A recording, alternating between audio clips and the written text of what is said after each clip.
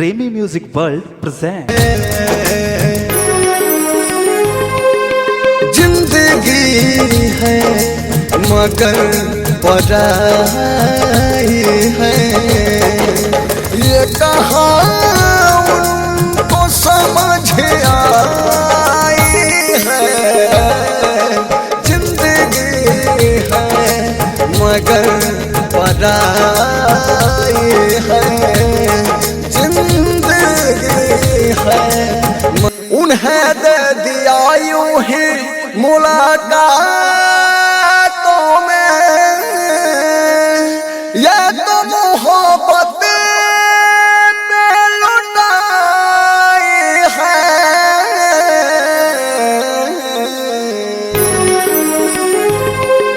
जिंदगी है मगर पराई है, ये कहा उनको समझ आई है।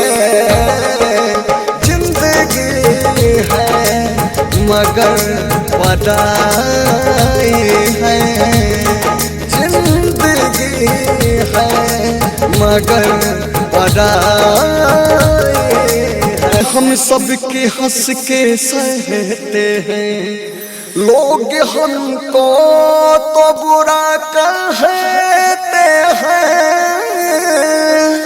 तुम भी कह लो तो क्या बुराई है।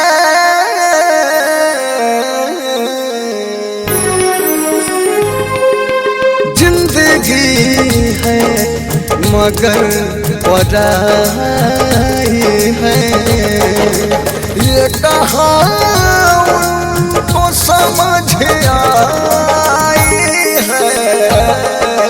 जिंदगी है मगर पराई है, जिंदगी है मगर पराई में जले हैं सारे मतलबी दुनिया में पले हैं सारे,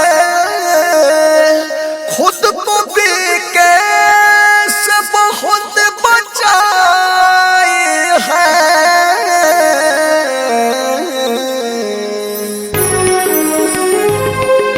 जिंदगी है मगर पराई है, ये कहा उनको समझ आई है। जिंदगी है मगर पराई है, जिंदगी है मगर पराई